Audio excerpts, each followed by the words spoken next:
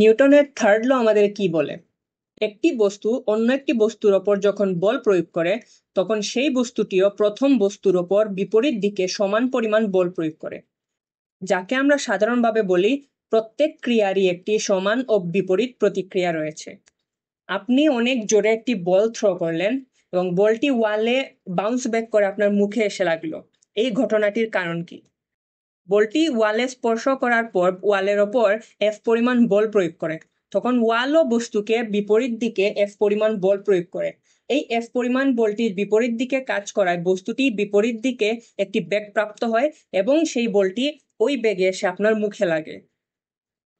আমরা যখন রাস্তার ওপর হাঁটি তখন আমাদের পা ভূমির ওপর এফ পরিমাণ বল প্রয়োগ করে এবং ভূমি তখন কি করে আমাদের ওপর সমপরিমাণ বিপরীত দিকে একটি বল প্রয়োগ করে।